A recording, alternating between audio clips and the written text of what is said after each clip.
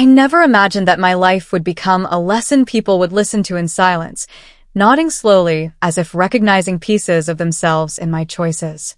When I was younger, my dreams were simple and loud, full of color and urgency, shaped by the constant worry that love alone could not protect me from hunger, debt, or disappointment. I grew up watching my parents struggle every single day, their affection strong but their resources thin, and somewhere between unpaid bills and quiet prayers, I learned to fear instability more than loneliness. By the time I met Arun, I was already tired in a way that had nothing to do with age. He was more than 30 years older than me, his hair silver, his posture slow but steady, and his eyes calm as if he had already fought every storm life could offer. He was known in our town as a wealthy man who lived simply, spoke gently, and avoided attention. People respected him, but they also whispered about his solitude, about how money had given him comfort, but not companionship. When he asked me to marry him, there was no dramatic proposal, no grand promise of romance. He spoke honestly, telling me he wanted a partner, someone to share quiet evenings and honest conversations, and he did not hide the fact that his wealth could offer security. I listened with a heart divided between fear and relief, because I knew that saying yes would change my life forever, but saying no would keep me trapped in a cycle I desperately wanted to escape. I agreed, and the decision followed me like a shadow. Some people judged me openly, calling me selfish or cold, while others smiled politely, assuming I was lucky. Few asked how I felt. On the night before the wedding, I sat alone and wondered whether I was trading my youth for comfort, or whether I was simply choosing survival in a world that rarely forgives the poor for dreaming. Marriage did not begin with love. It began with patience. Arun treated me with respect from the very first day, giving me space, never demanding affection, and speaking to me as an equal even when my voice trembled with uncertainty. He told me that trust could not be bought and that if love ever came, it would arrive on its own time. His words surprised me because I had prepared myself for a life of obligation, not understanding. Living with him was like entering a slower rhythm of existence. He woke early, read books, tended to small routines that made him peaceful, and listened carefully when I spoke. I noticed how he never raised his voice, how he thanked people for small kindnesses, and how he carried his past quietly without bitterness. Slowly, my fear began to soften, replaced by curiosity and something close to admiration. Still, the weight of my choice pressed heavily on my heart. I felt guilty for enjoying the comfort his wealth provided, for sleeping without worry, for sending money to my parents and watching their relief. I wondered whether kindness could grow into something deeper, or whether I was pretending, playing a role that would eventually exhaust me. Some nights, I cried silently, not because I was mistreated, but because I did not yet understand my own feelings. Arun noticed my sadness long before I spoke of it. One evening, as rain tapped gently against the windows, he told me that marriage should never feel like a prison.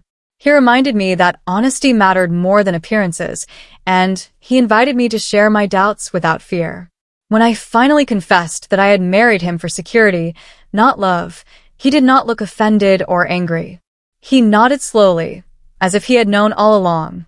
He said that life often pushes people into difficult choices, and that judging them does not heal their wounds.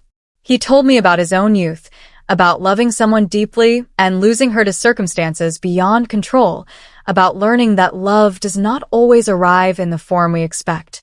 In that moment, I realized that both of us had entered this marriage carrying invisible scars, hoping for understanding more than romance. Time passed, and with it came shared experiences that quietly stitched our lives together. We cooked meals, argued gently about small things, laughed at old stories, and supported each other through moments of illness and exhaustion. There was no dramatic turning point, no sudden confession, but there was a growing sense of belonging that surprised me with its depth. I began to see wealth differently. It was not the large house or the savings in the bank that mattered most, but the way Arun used his resources to help others without seeking praise. He funded education for children, supported struggling families, and treated everyone with dignity.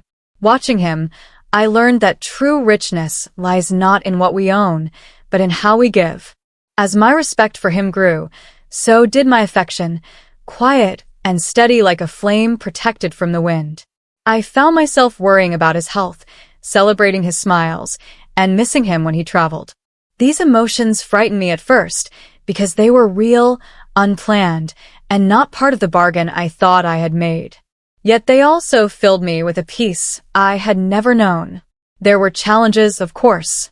Our age difference became more noticeable as years passed, and sometimes I felt the weight of responsibilities before I felt ready. Friends my age moved through life differently, chasing ambitions and romances that no longer fit my path. I questioned myself often, wondering whether love built slowly could ever match love that arrives like a storm. One day, Arun fell seriously ill, and fear gripped me in a way I could not ignore. Sitting beside his hospital bed, holding his hand, I realized that the thought of losing him felt unbearable.